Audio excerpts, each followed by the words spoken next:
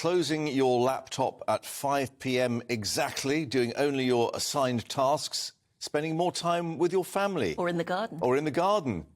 All those leaves to clear up. Yeah. These are just some of the common examples being used to define the latest workplace trend, apparently, of quiet quitting, whatever that is. Well, we'll find out, because quiet quitting doesn't actually involve quitting.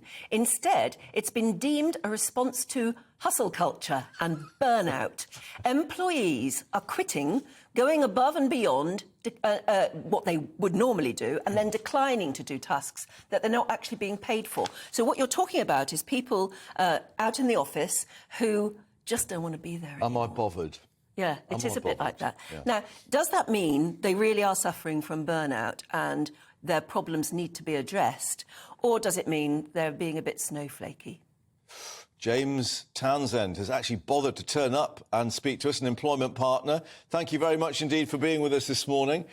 Is this something that has cropped up with the, and I hate these terms, but you know, people use it, the snowflakes and the millennials? Well, good morning. I think what we need to do is take a step back for a moment and just remember what things were like during the pandemic. A lot of employers actually didn't behave particularly well at that point in time, and they were quite quick to cut wages.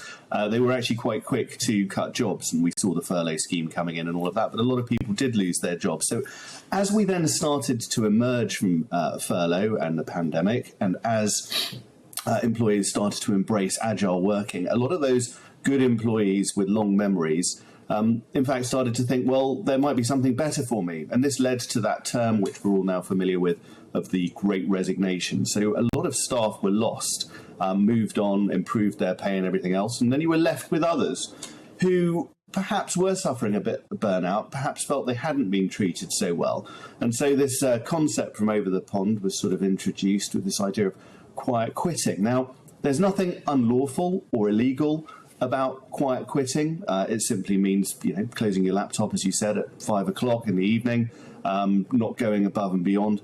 But you're not going to really feel that sense of fulfillment at work through quiet quitting. And you could end up becoming a little bit depressed if you're not getting fulfillment out of your job.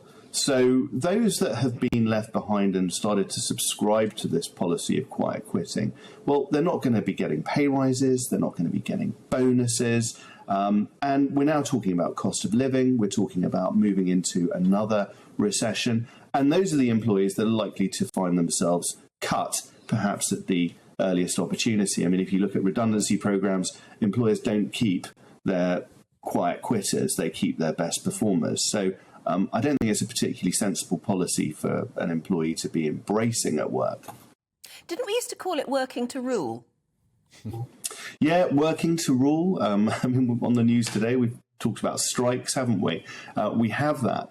But, I mean, people, I suppose, are striking at the moment to perhaps save jobs. They're saying, look, the government are looking to cut 4,000 of us. We've got to go out on a strike to save jobs. But this idea of quietly sitting in the background and not really going above and beyond, employers are going to notice that. If you're an employee and you're new to the job and you're not performing, you're going to be subject to a performance review period. And during your probationary period, you're going to potentially lose your job on not very much notice. The workplace is going to become more and more competitive over the coming months and over the next year. And if you work to rule, well, it might be good in the short term, but you might find yourself out of a job. And I think what's really important to look at as well, in most contracts of employment, your duties aren't set out specifically. There's normally a clause there that says you have to do such other roles and responsibilities as your employer might ask you to do, during the course of your working time.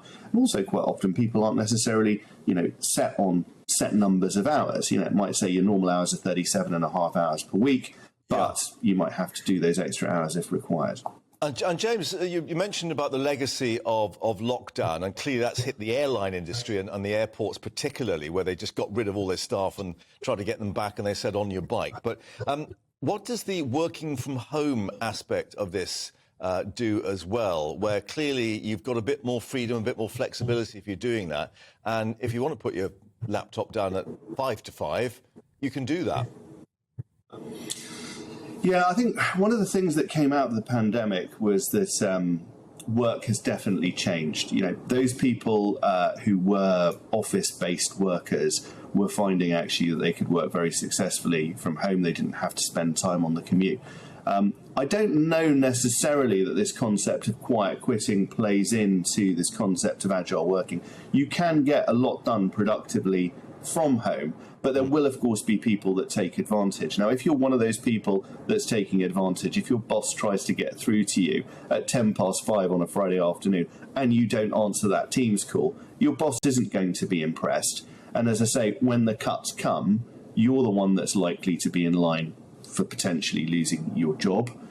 When the time comes for deciding who gets what bonus, and bonuses tend to be discretionary, as do pay reviews, you're not going to do particularly well. No, and it's a bit selfish as well, isn't it? I think you're making life miserable for the others around you. I guess too. if it affects all your work colleagues around you, that they've got to pick up and sort of carry the weight off your shoulders, that's, as you say, selfish. Yeah.